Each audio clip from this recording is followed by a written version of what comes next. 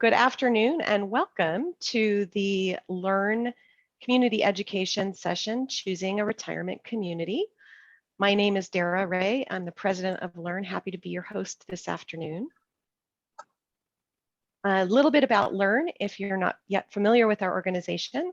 Learn Lifelong Education and Aging Resource Network is an Idaho-based nonprofit organization with a mission to provide community education on aging and caregiving topics. We are also a recognized leaders network of the Society of Certified Senior Advisors. SCSA is a duly accredited organization with a focus on educating and certifying professionals who work with seniors. Our legal disclaimer, we want to make sure that everyone understands that this content is provided today for general informational purposes only, and it should not be considered legal, financial, or health advice. And we do ask you to please consult with your legal, financial, healthcare, or other service providers before taking action based on the information we're sharing today. I want to introduce our sponsors and our presenters today. So our sponsors for our winter season are Oasis Senior Advisors, an organization who provides free, personal, senior living assistance with trusted local advisors. We want to let you know that Oasis wants to be your guide on your search for senior living options. And A Mind for All Seasons, a local organization here in Boise, leading the revolution in brain health for individuals and institutions with their comprehensive approach to brain health and healing. Huge thanks to Oasis and A Mind for All Seasons for sponsoring our winter series and making it possible for us to bring this education to you free of charge. And it is my pleasure today to announce and introduce our presenter, JP Benlian, who is the owner of Oasis Senior Advisors, who is also one of our sponsors for this series. So welcome, JP, and I would love for you to introduce yourself and let people know how you came to what you're doing and why you're here today. And then I'm going to stop sharing so you can share. Sounds good. Well, good afternoon, folks. I'm JP Benlian, as Dara mentioned. I'm the owner of Oasis Senior Advisors. And actually, I came about this profession in a roundabout way. And I don't know if it was, divine intervention or what, but so I had a long career in technology. I started my career with Xerox, had a long career with Hewlett-Packard. That's what got us to Boise from Southern California. And actually, before Southern California, I'm actually an immigrant and came to the United States from Cairo, Egypt. So again, just a whole bunch of different stuff, different background. And about three and a half years ago, actually 4 years ago, my sister-in-law passed away. She was the built-in caregiver for my mother-in-law, and my mother-in-law and sister-in-law were up in Kalispell, Montana, about hour and a half flight from here, a 12-hour drive from here if you're lucky. So getting there wasn't the easiest thing. And so, after my sister-in-law passed, my mother-in-law tried to live up in Kalispell on her own. She had 6 siblings in the valley there with her that were actually older than her, and she wanted to stay close to them. And then she'd make her visits down here and down in Southern California to visit with her kids and her grandkids. So we get that dreaded call one afternoon from a case manager talking about Liz and her fall and the fact that, it's not a good idea for her to go back and live at home on her own anymore. So here we are, we're scrambling. First thing we do is start a Google search and trying to figure out what's going to be the best possible outcome for Liz for a life where she can thrive rather than just survive. So anyway, we were able to work out, after countless calls, after countless calls to me, to my wife, her brothers. It was just, if you haven't gone through it, it is definitely a rodeo beyond.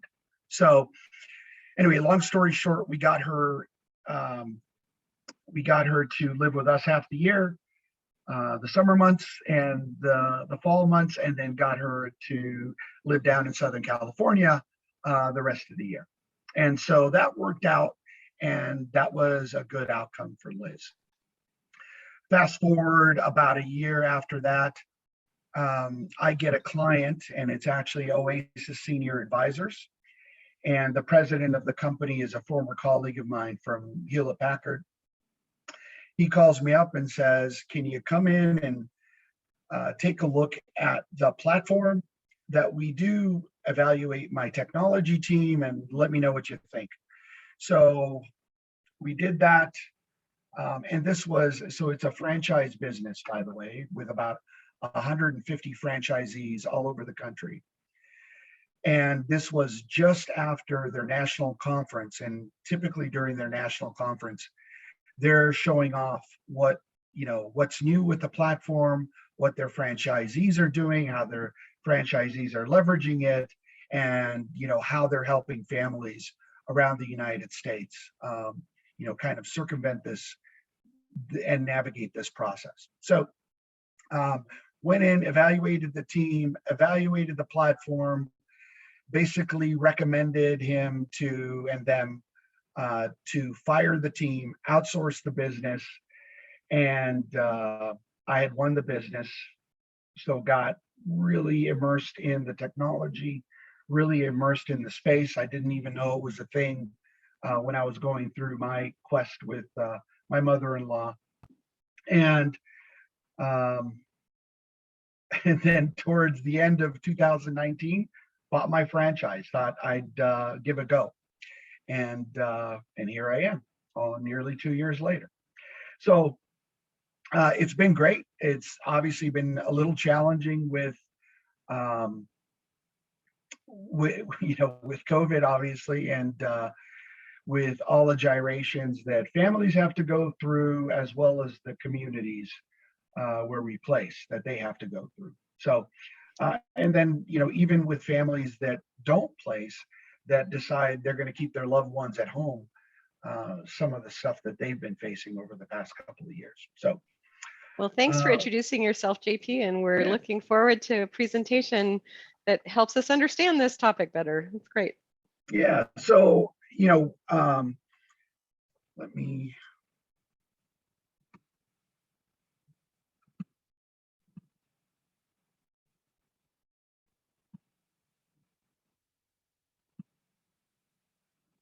So can you guys see this okay? Yes. Great.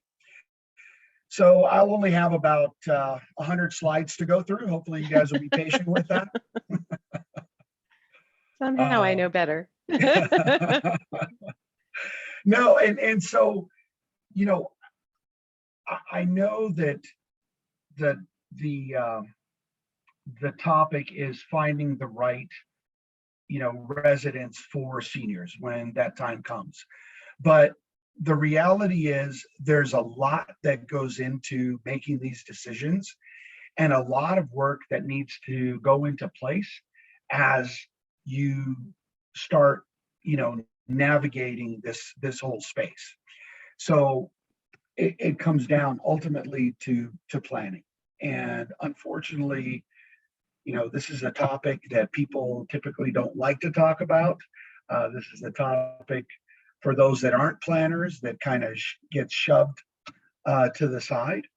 And it can be a difficult topic. So the thing I want to impart with, this entire presentation is the fact that, if you're having the conversations, if you're doing your due diligence up front, understanding what the assets are, understanding who's, taking lead from a sibling perspective or a family perspective, Those are all things that are going to be key in making that journey as seamless as possible.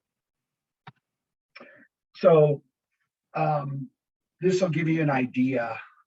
If you go to Genworth Financial and look at their website, this gives you an idea of median costs in Boise for assisted living. And if you look at assisted living facility, again, these are numbers based on 2020. And I don't know with the folks on the line now if you guys are in the healthcare space today or your family members trying to navigate, but the reality is these numbers are definitely low.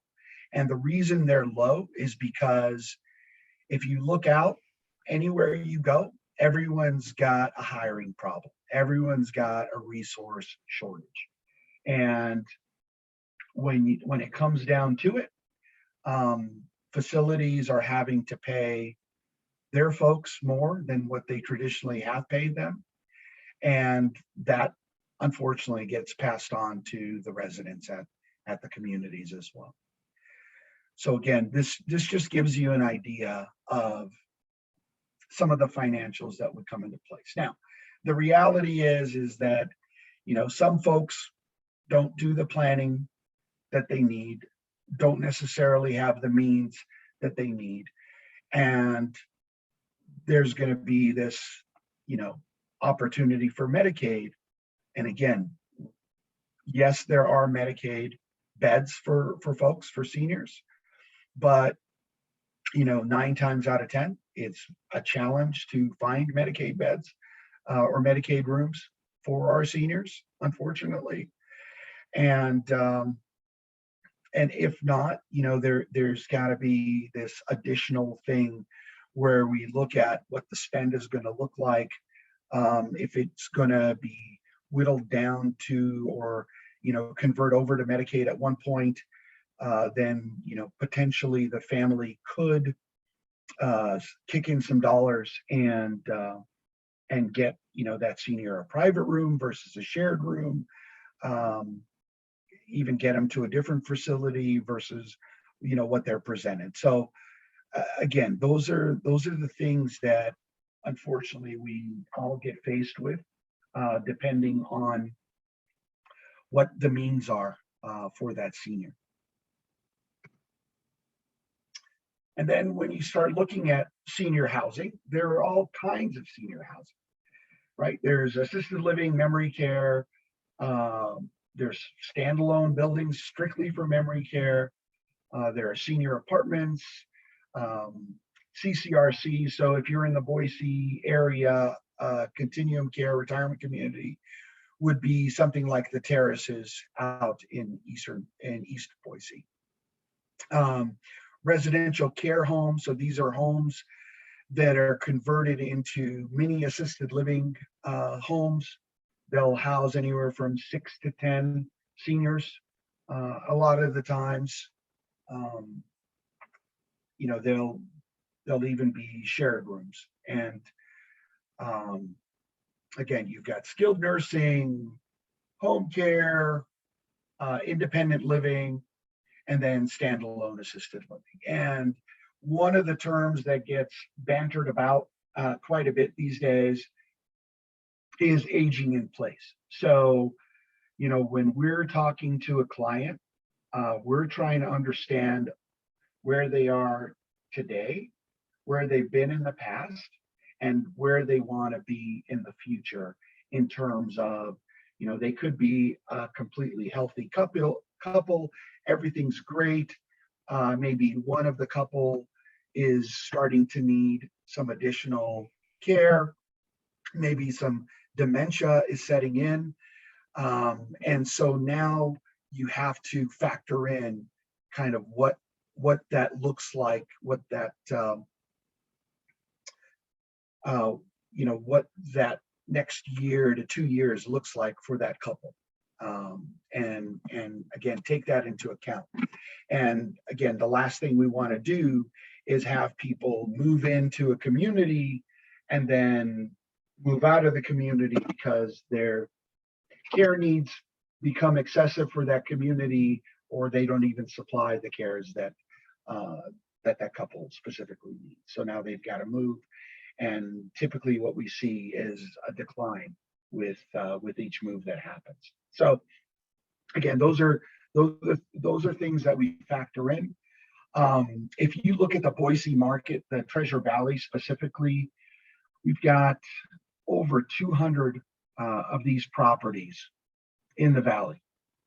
And then you can add in another category called certified family homes. These are state designated homes that can be Medicaid. A lot of times they're opting not to be Medicaid anymore. And those are homes that could be either for the senior population or the developmentally disabled. So again, those are an additional set of options, and I'd probably add another 100 of those here in the valley as well. Any questions so far? Feel free to ask questions or put them in chat, and I'm happy to serve as facilitator too. So if there is a specific question or a specific focus area on anything you would like JP to touch, I'll try to monitor that and help out as well, JP. Thanks, Tara. So when again we start looking at this space, when we start looking at a family, the things that we're going to start asking them, and I'll start, with the upper left corner. Where are the family members, right? Can the family look in multiple areas? I mean, is it right that someone maybe stays in Boise? They may have offspring that are in Southern California, in Oregon, in Pennsylvania. It could be all over the place. So we're going to want to understand, again, what's going to be the best option for that client.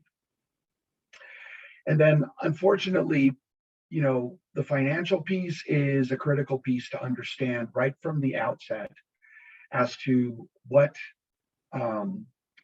can be afforded. Even if they've got a big lump sum of money today, what does that look like with the estate planning that maybe has happened, maybe has not?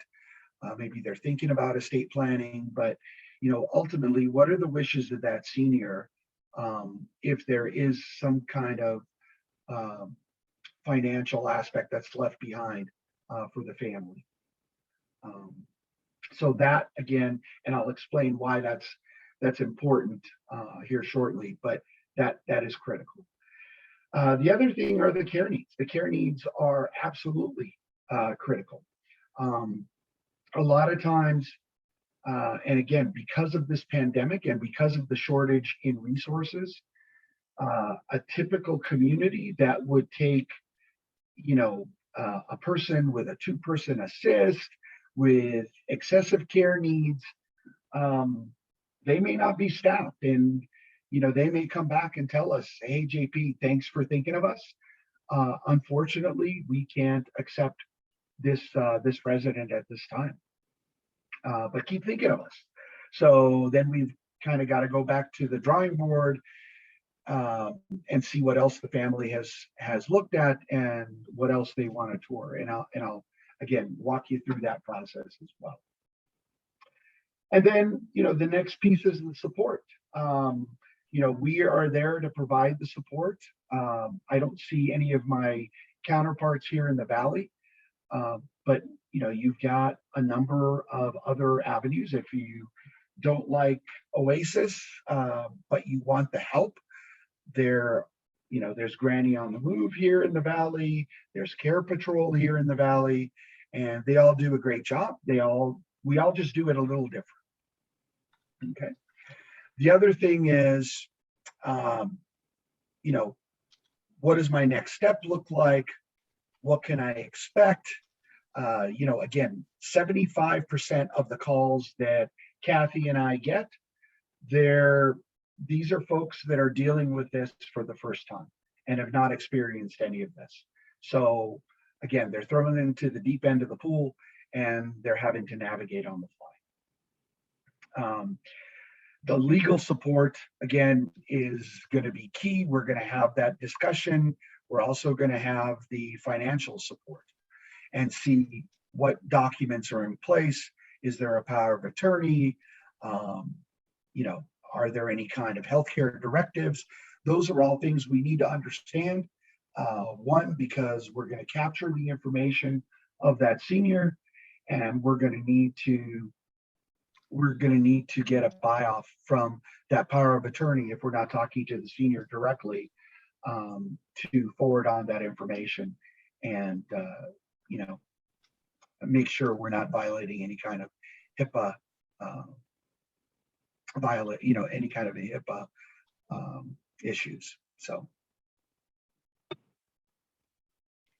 again, I mentioned this, are all the financial documents in place? You know, do they have beneficiaries assigned to the various accounts?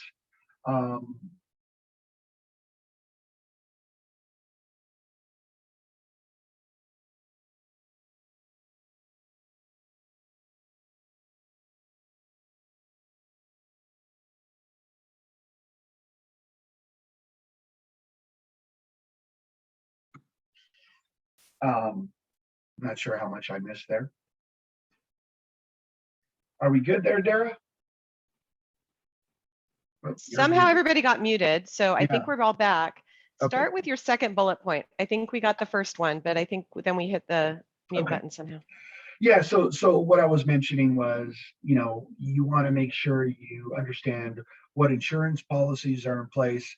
One of the best things to find, if there is one, is a long-term care policy. And depending on when that long-term care policy was signed up for, that could be a godsend for the family and for that senior. You know, we're seeing if they were signed up, you know, maybe in the early 2000s, we're seeing policies that'll pay out, you know, for 2 to 3 years and up to $200,000 to $300,000. And then there are some policies out there that the family signed up for back prior to that, and therefore good. There is no cap on the amount, and there is no cap on the number of years that they have to pay out. So those have been amazing to find in certain family situations. Other things, again, we want to understand, is there a current medication list? Do we have, you know, any kind of health and physical reviews by the doctor, any documentation? Those are all things that will eventually need to get to the properties that are being considered. And that's the first process. The property, you know, after the family decides, yes, this is the place for us, then, you know, they're going to get in contact with the hospital, the skilled nursing facility, the rehab center, wherever it is that potential client is, and understand again what the healthcare needs are for that individual or couple. Again, I mentioned this a little earlier, you know, do they have a healthcare proxy? This is the healthcare agent.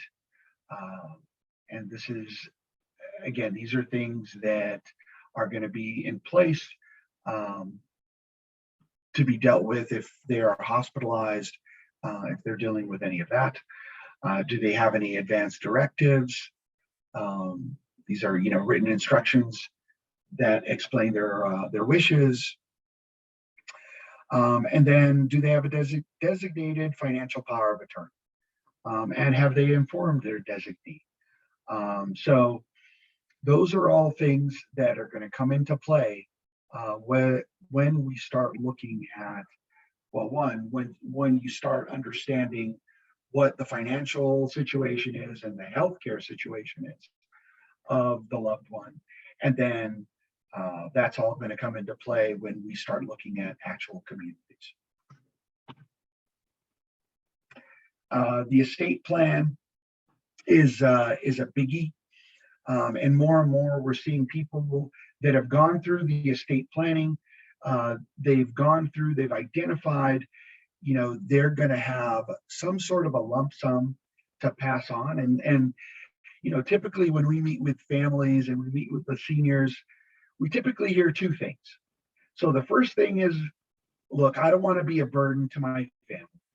And then the second thing we typically hear is, I want to leave something behind as a legacy to my family, whoever that is. And so, if they're really thinking about that, that'll be factored into the estate plan. And what a lot of folks are doing more and more is they're putting an estate plan with a certain amount of dollars set aside for the senior to get the care that they need in an assisted living or memory care community. And then they leave, and then there is going to be a Medicaid spend down so that after 2 years, they can parse out the rest of the assets to the rest of the family. And again, be considered cared for the rest of their lives. And it kind of serves a dual purpose, covering the care needs of the senior and covering their wishes of leaving something behind for the family. Other things that we definitely want to factor in, does someone have their account logins and passwords and all of the information, again, around specific accounts? Are they a veteran? And are they eligible for benefits? And have they even applied? And that's definitely one of the things that we can certainly help with. And so, as I mentioned, I got that dreaded call, and the first thing I did was I turned to Google, right? This was my first time going through this, and it seems pretty logical. So I'm going to go to Google. Unfortunately, and I'm not picking on the cottages here, but this is just for illustration purposes. If you look at the left side, so, the cottages, Loxa Falls, if you're living anywhere in Meridian, live near the Spurwing Country Club, you drive past this community every single day, and it is a beautiful community. They offer both assisted living and memory care. So if I don't know any better, I'm going to Google cottages because I've driven by it 100 times, right? And these are the first things that pop up. And assistedlivingidaho.com, seniorly.com, caring.com, agingchoices.com. These are all aggregators that will forward the information on that they capture about the resident, and not only forward it on to the cottages, but they're going to forward it on to the other properties that they're contracted with. And so the reason I mention this is, rather than clicking on the actual aggregators and being bothered with any of that, if you know the property you want to talk to and you're interested in, one way to do it is just go to the right side of that page, click on their website, and click through their tabs, click through their pictures, get a feel for what it is they provide. And again, every single site is doing this. You're going to be giving up some kind of information, some kind of contact information where someone can get back to you. So actually, JP, I just wanted to point out, I didn't even see this at first. And so what you're telling me is, if I went in and put cottages, Loxa Falls, the ones that are coming up on top aren't actually the cottages in Loxa Falls. They're aggregators who are going to collect my information and then try to be a middleman for that conversation. Absolutely. With Loxa Falls. Okay, thank Absolutely. You. Yeah, that's. And so the better way is either to reach out to Loxa Falls directly, or or potentially find a resource like Oasis or Care Patrol or other people like you who provide services to help me find. Correct. That's Okay. exactly right. So, and so this is, the way this business works. Again, just total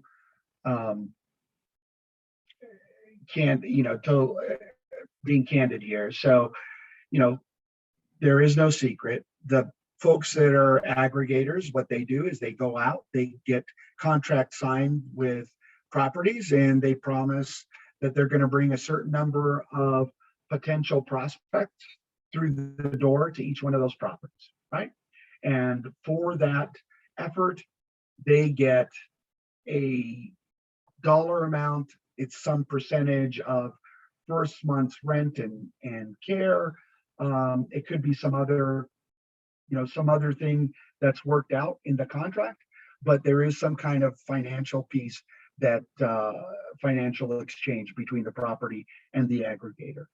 And then the same thing with my business. I mean, I do this, and the way I get paid is we provide a free service to the families and the seniors.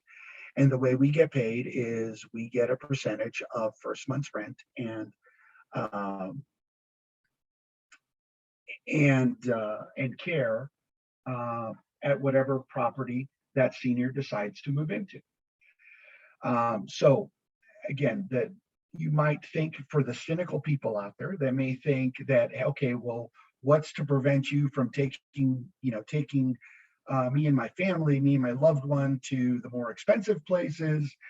Well, the reality is that we're going to give you a whole number of choices based on the profile that we build for the loved one, and I'll show you how that works. And then you get to choose what is going to be the right place. And then if for some reason, I don't show you a property, we'll talk about the property that maybe you wanted to see. Maybe they don't provide the cares that are needed. Maybe they can't take admissions these days, any of that. But at the end of the day, this is all about integrity, and not just one quick win, because the way this business works for longevity is it's a referral business. So having great reviews, that's a big deal. And making sure that the families are getting the care that they need and are, walked through the process, with dignity. That's something that's kind of key. Again, because 9 times out of 10, they really don't know how to navigate these waters. So some action steps. Did I do my due diligence on specific properties? I'm looking at Google searches. I'm definitely going out and looking at Google reviews. One of the things that you should be looking at are the Google reviews at the website of the property themselves. Take a look at those, and make sure that the Google reviews you're reading are actually left by the family and not some, potentially disgruntled employee. We'll find that, sometimes. But you want to see the reviews that are left by the actual families and how they're caring for mom, dad, grandma, grandpa, what have you. So those are very telling. The other thing is, take the opportunity to tour the properties. Take the opportunity to tour the properties at different times of the day. Look at, how the staff is interacting with the residents. Look at the smiles on the residents' faces. Look at the activities that they're participating in. Those are all key things. Are there any kind of smells? And, are there any kind of smells that are pervasive throughout the entire property or in just one unique spot in the building? Again, that's telling as well.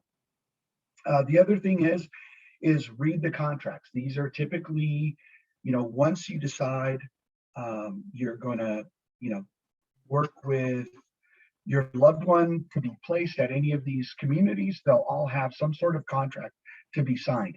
Most of them have some sort of month-to-month language to them. So you're not signing long-term leases, which is great news. There is going to be some contractual language that talks about potential potential times when they can be dismissed from the property, and potential times when if they want to leave on their own free will, what kind of notice they have to give. So that's going to be key. The other JP, piece, this was something that I know was surprising to me. yeah. Nope.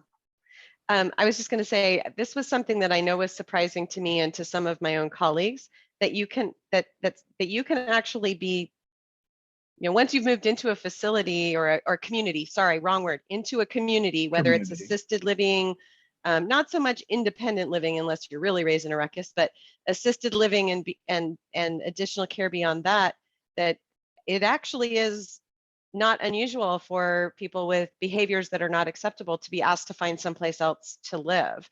And yeah. And that was like, oh my goodness, I need a backup plan. Yeah, I tell you, I mean, you don't know how many calls I got during the first few months of the COVID outbreak and lockdown, and I was getting calls where actual seniors were being discharged because of behaviors. And so now, and it came down to, okay, one, is that senior safe? And then two, are the rest of the residents in that community safe? So, if there's any kind of behaviors, if there are any kind of issues there, then you get this discharge notice, the family gets this discharge notice, and now you're on the hook to find somewhere else for that loved one to live. So that was very, very surprising as well to me. Yeah. And to understand how long you have, because I mean, they can literally give you an immediate date to leave. Yeah. And they can give you a backup or a specific period of time, and you don't necessarily get to negotiate that. I had to bring my father home for 3 weeks because my next place wasn't available for 3 weeks. So I brought Dad home when he was evicted. Yeah, thank you, Dee. Absolutely. It's it becomes very challenging. I mean, so there again, I'm not sure the folks that are on this call, if you're in the Valley or not, but if you've heard, we've had a couple of Medicaid properties actually shut down with 40 to 60 beds in each property. Some of them were private pay. Some of those residents were private pay. Some of them were a mix of Medicaid and private pay.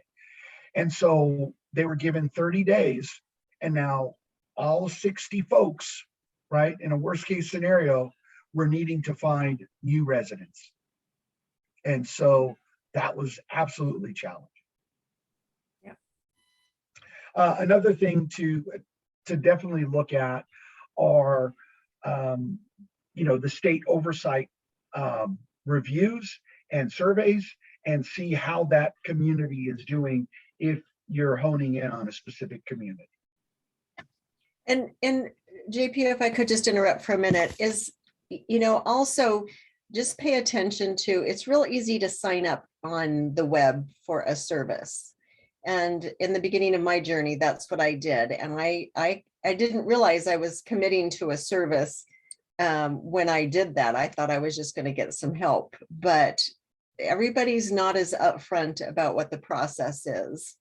And then somebody is getting money upon you moving in that you had no idea was going to, and they've provided me none of the services that you would have, or some of the other folks that you mentioned. So be really careful. Just because they're national doesn't mean they're good. That's right. Well, and if you do that, it's possible then that I would I still be able to use your services, JP, or I wouldn't be able to use the local free consulting services? So, for the most part, if the family decides that they want to work with me rather than, let's say, a place for mom, and a place for mom is definitely notorious, and they're going to capture all your information and blast it out to everybody and anybody that they've got contracts with in the valley. And the problem with that is now all of a sudden you may as well have been shopping the web for a 30-year mortgage. I don't know if any of you have ever gone through that process, but I go out and I look for interest rates for a 30-year mortgage. I give some information, and oh my gosh, my phone is just ringing off the hook from every single provider that's signed up. So again, I would definitely be careful with that. So a place for mom, if you've engaged them already, there is a form we could fill out. But 9 times out of 10, if you go back and tell the property or the properties that you're looking at that you're working with JP or Monica from Care Patrol, what have you, they will adhere to that and respect that and let us continue the process with that family. Okay, So, that's good to know. That's very good. So, to know. so it can work. Sometimes it gets sticky. Sometimes it gets weird. But we're not going to leave.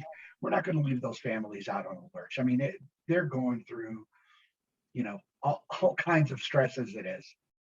The biggest issue is I don't want those emails selling me mortgages or marketing me to every senior living community. I'd rather know where I want to focus my efforts. So thank you. Well, and plus that was the sum total of the work that was provided to me for that. So there was really very little work there. I was super disappointed. Yeah, that's exactly right. It's like there was little effort other than, scraping names and information off of the web and then passing it on. And then, it's luck of the draw at that point. Yeah. So in this case, I've already got a profile built. I'll walk you guys through it, but this is the software that we use. Again, it's a proprietary software that enables us to capture the information of the loved one, capture the information of the family that's responsible for that loved one. Should we be seeing something, JP? We're still seeing your slides. Oh, let me share. You share.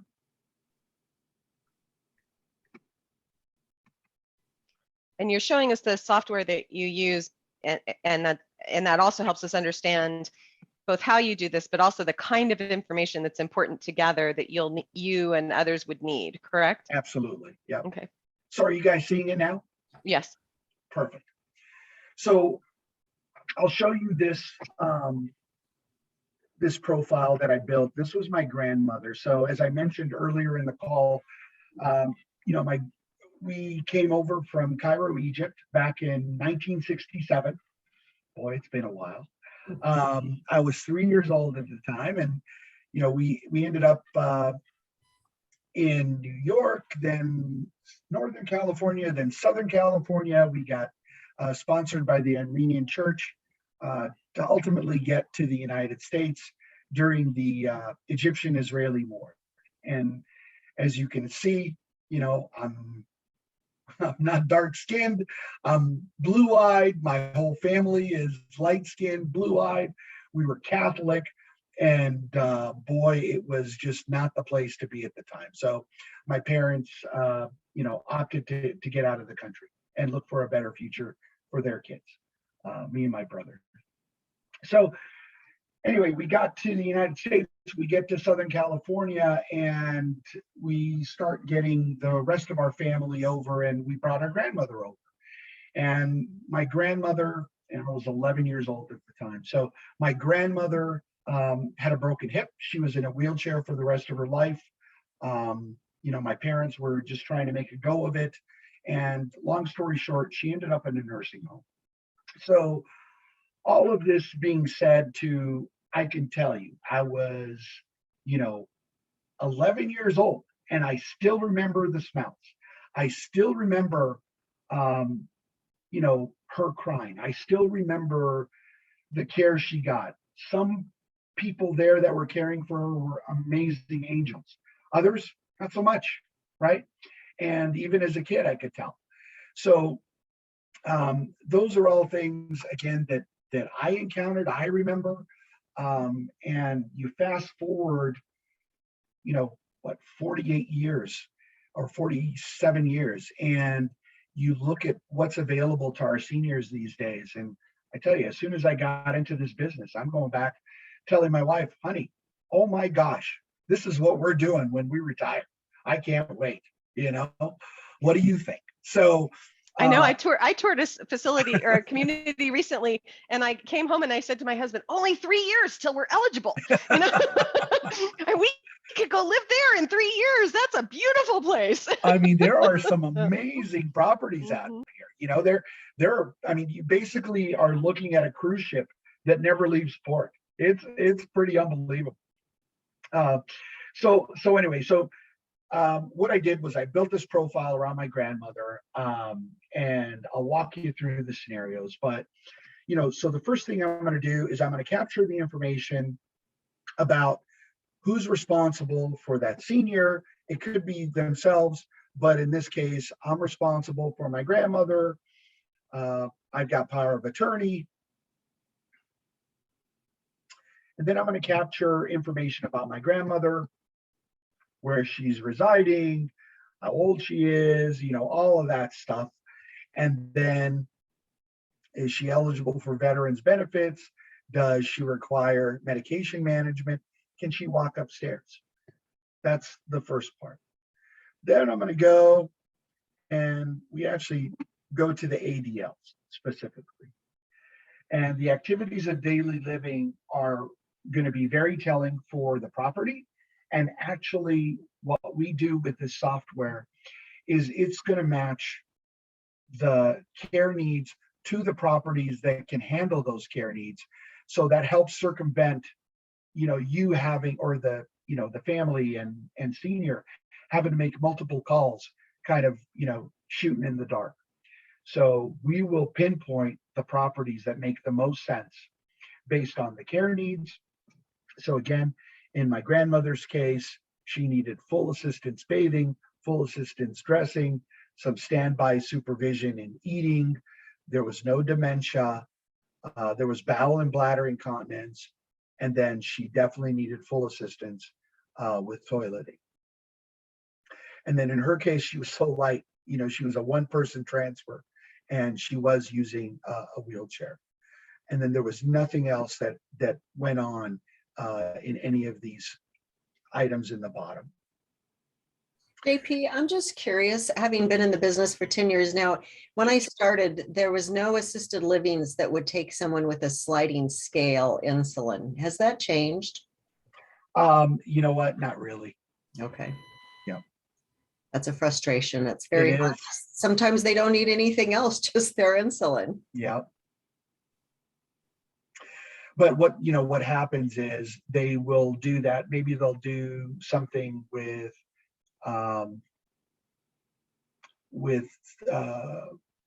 you know, some kind of a doctor's visit, something where they kind of, you know, help with that process.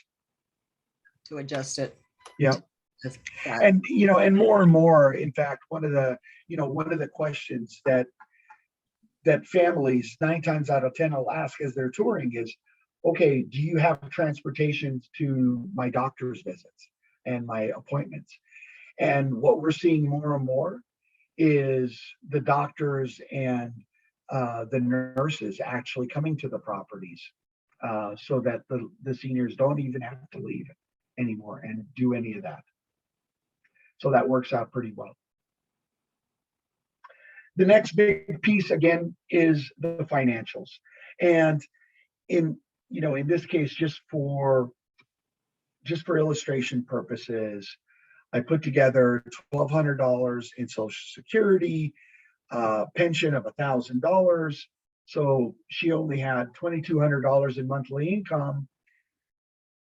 And she only had, 12,900 in savings, but the biggie is the long-term care, right? So that all of a sudden was a godsend. That enabled us in this case, for this illustration, to be looking at a larger universe of properties that we don't even have to worry about Medicaid now. We can hone in on properties that are going to be anywhere from, $4,000 to $6,000 a month in terms of their care needs. So that is factored in as well. Then the next thing we're looking at is what kind of room type. And, in this case, an assisted living would be good for Rose, maybe even a residential care home. She just needs to be cared for. And, she'll have her 5 to 6 friends that she'll make at that residential care home. So it's not a bad fit. And in the case of, what kind of room she was going to need or want, it was a private studio and a private 1-bedroom. So we were going to look at both. And then the next piece is the geographic. So how far from the family do we want Rose to be, right? How far is that family willing to drive to go visit Rose? And in this case, we put a search radius of 10. The coolest thing about this software is it actually will go down to a mile from the zip code that I put down. So it's pretty slick to actually map the properties to the family. And then, so I put down 20 miles. So there were 43 communities that were found in the area that matched all of Rose's needs. Okay. Now, being in the business, I'm going to go, and as I've gone through, my dialogue with the family, understand kind of their likes, their dislikes, I'm going to even bring that down a little bit more. So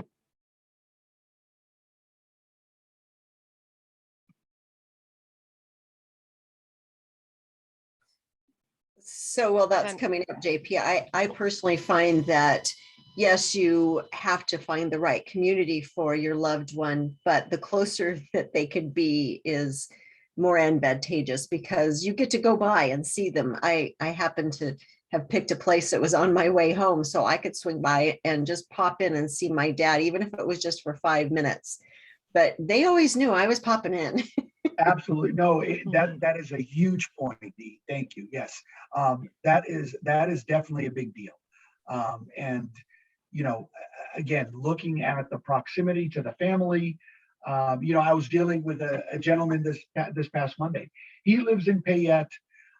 His son lives in McCall. His daughter lives in Eagle.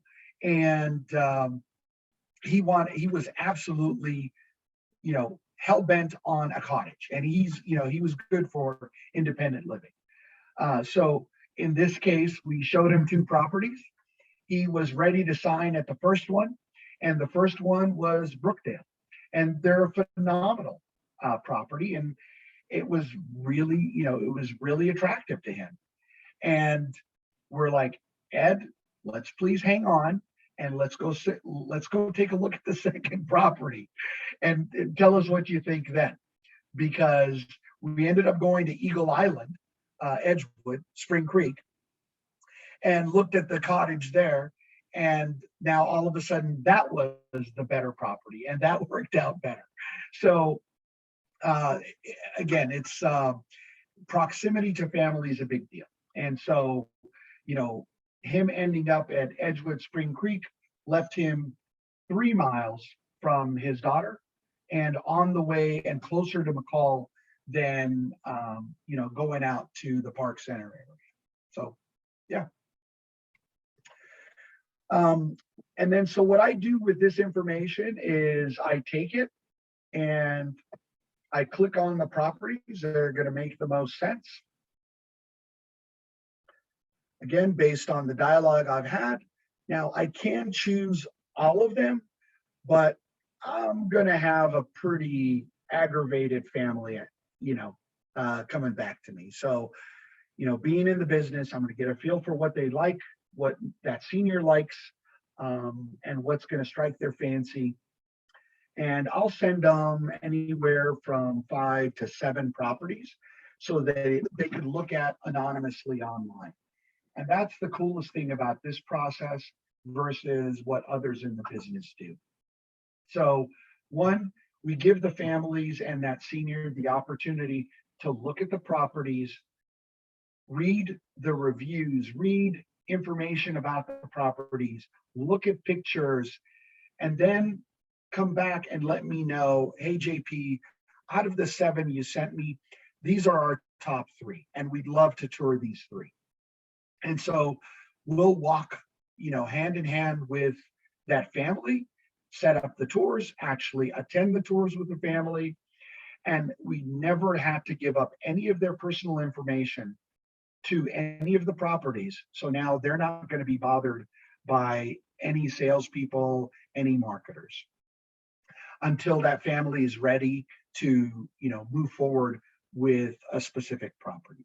So when I view my active match,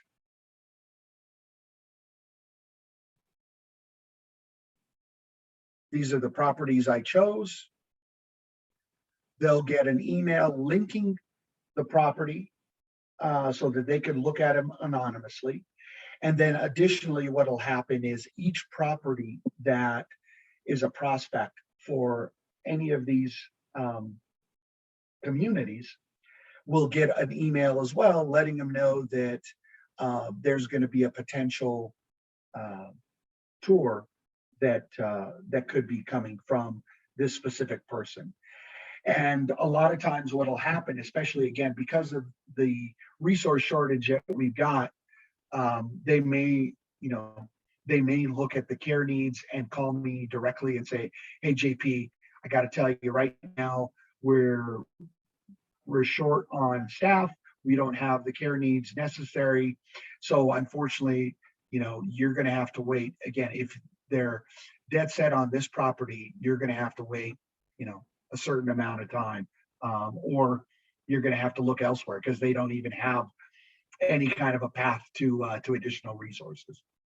So again, non-intrusive, it hones in what the client is needing, and again helps them navigate this crazy world of senior living with hopefully as little pain as possible in terms of kind of figuring out what's what in the space. And so that's about it with presentation. One of the things I'll leave you guys with is I'll send you a copy of the deck, or Dara will be able to post a copy of the deck. And then we'll also post a copy of a checklist that families need to look at as they're, considering properties around the valley or anywhere else in the country for that matter. Thanks, JP, and I'll get those posted in the next little bit, whenever I get them. It'll just take me a little bit. I saw his mouth still moving and I couldn't tell if there's a delay. It's a delay, sorry. That's okay. So I will, as soon as you send those, it'll only take me a little bit of time. So they should be there by tomorrow at the latest if you send them to me today. Nice. Okay. Any other questions? So JP, thanks for pulling back the curtain and letting us see like what your tool is and how wonderful, how much information is just right there for you guys.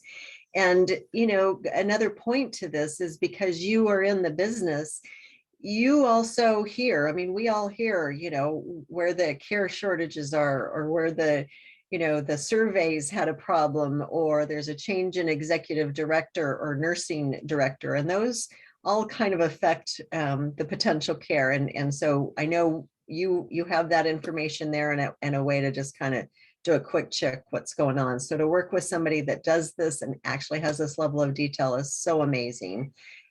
So thank you for pulling back the curtain. Thank you, Dee. Absolutely. So hopefully that's been helpful, guys. And again, I'll get the information to you, Dara. Perfect. It's funny, you're showing up as D Childers now on the I screen. know we're both D Childers. I had to come in as D, and so now you're really confused. Oh, I know who you are. So I don't see any questions in chat. Are there a comment? Great presentation. Appreciate the Genworth cost of care tool link. That's one comment that just came through. Any other comments or questions that people can enter into chat or come off mute and share your question? So I have a question for you, JP. You know, when you start with a community, you go in with a level of care and that affects your price. So how often can one expect to have a community adjust your pricing, and based on what? So that's a great question. So every community has got a different model in how they price cares. Some price by level of cares. In fact, one community has got 8 different levels of care that they're pricing out. So you've got the base price, which is the rent, utilities, and food, and then level of care on top of that. So let's say the rent, utility, and food is $3,000, and now the levels of care can be anywhere from $500 for level 1, $800 level 2, all the way to level 8, which is $2,500. And each different property is going to have different things. And that, again, great question, in that one of the things that we do put in that checklist is, as you're talking to the community, understand where your loved one is going to start, what kind of level of care they're going to start with, and how do they evaluate, and when do they change level of care.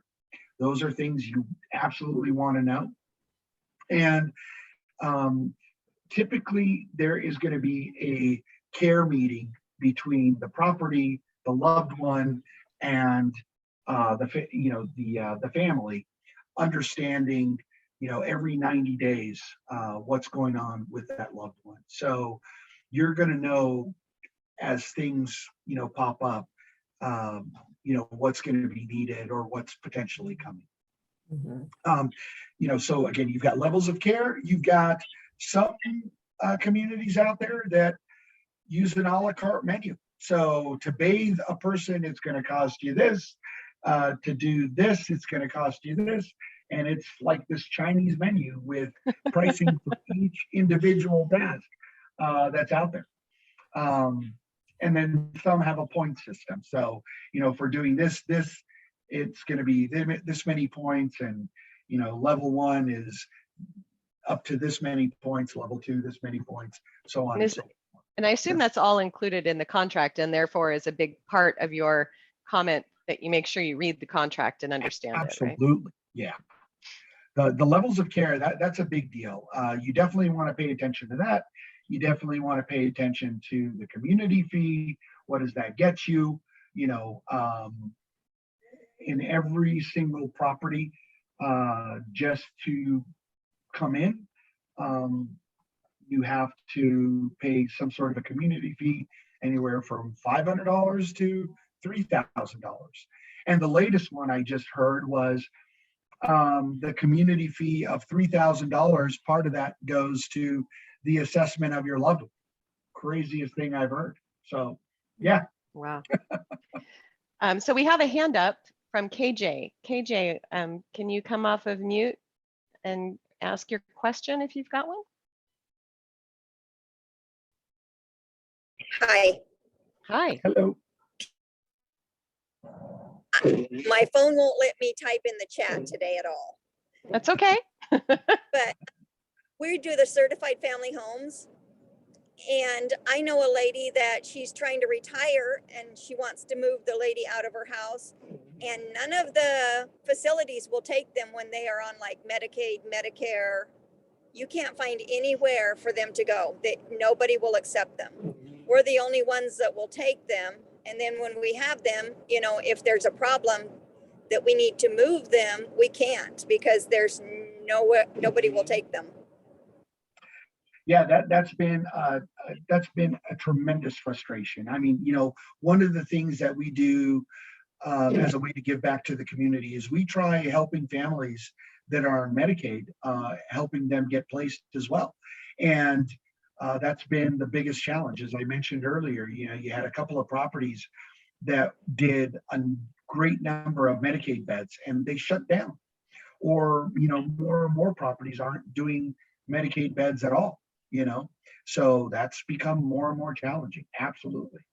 And if I might, part of that stems from citizen action in that we need to communicate these issues to our state legislators and let them know that this is a problem, because these communities really seldom make any money. They're just trying to even break even with a Medicaid room, and they're in business, so they can only do so much of that. And if those beds are filled, they can't take more, and we see less and less because they're not getting enough funds to just cover their costs. Costs have gone up, so we have to be vocal and advocate for some changes along that line. Absolutely. One of the other things, and I apologize, I was stuck on the road trying to come back. Did you talk about activities at all? I did, but that's certainly something that will factor in, and that's again part of the checklist that I put in. So activities are absolutely a big deal, and getting folks the socialization they need, giving them some potential exercise that they need, that's a big deal. Again, as part of the dialogue that we'll have with the family, we'll try to understand, what that person's, that senior's career was, what their interests were. Excuse me. We'll try to understand, if a pet is a big deal for that senior. So we need to factor in a pet being eligible at that property. And so those are all things we're going to understand up front. Maybe there's a card game there, they can't live without, they're really interested in. And that's what will be passed on. And during the tours, those are things that we're going to have the dialogue with the community about, and make sure that it was, understood up front what's needed to help that senior thrive. Absolutely, because it does make a big difference. Some people really like bingo, some really don't. Yep. Look for For sure. beyond bingo, and that they actually do them. So, and the pet piece is another thing that's been evolving from my experience. Fewer places are taking pets, which I don't really get, because we know these are creatures that provide us so much comfort. So I assume that that's one of the things that you've got in your database, is if they'll accept pets or not. Absolutely. Okay, that's good. Good. Okay, any other questions for JP or D or anyone else who might be on the phone, since we've got some other industry folks on the phone too? JP, are you finding anybody with a wait list right now? On the memory care side, yes, there are a couple of properties out there with wait lists. Yeah. Because for a long time, I mean, we do have a lot of assisted livings, and they were building up for all of us boomers. And so up until, more recently, I seldom ever found a wait list, which has been nice, but it's been a little different with COVID. Yeah, it totally has. But so the wait list aside, I mean, the bigger issue is whether folks have the resources. That's the bigger deal. I mean, there may be the absolute perfect property for a family, and the family is all in, and then you get that call, or you have the dialogue after the fact that says, oh, sorry, after that person's been assessed, we're not going to be able to care for them. Because they're trying to balance their available resources to care. Is that what's happening? Correct. Yeah, for the rest of the population in that community. Yeah. Oh, looks like KJ has another question.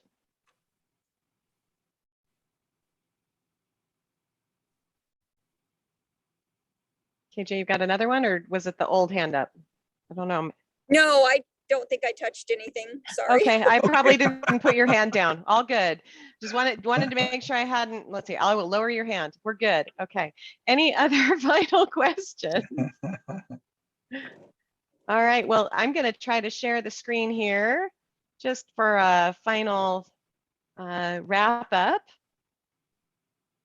I'm gonna stop share. Okay, you did that.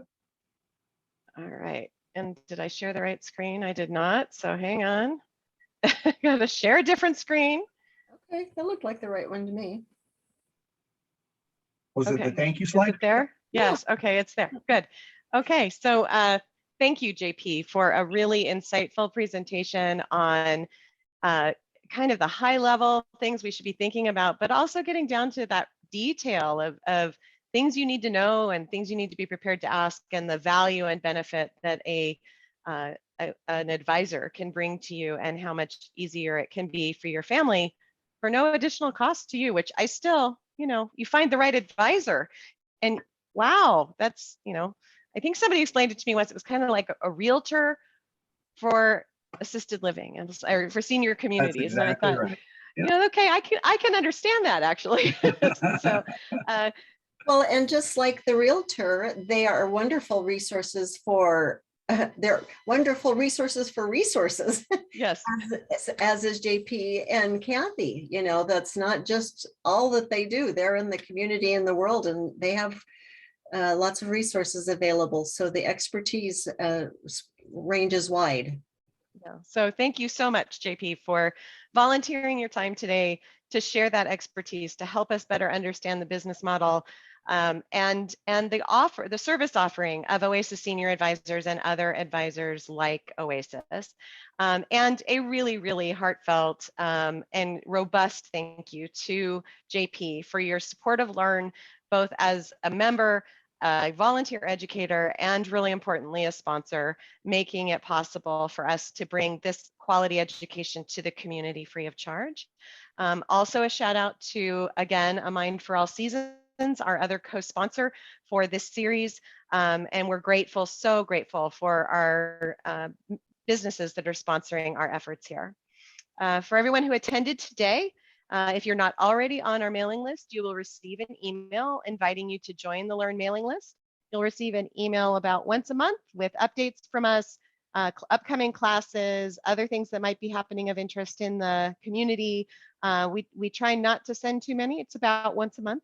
And we do ask, and we won't send them to you unless you confirm your subscription. So we'll make it easy for you. We'll take the first step and sign you up, but you have to confirm the subscription to receive that email from us. And then just a reminder, we have 6 additional classes in our winter series. The next one being February 1st. Great topics, really impressive educators coming your way.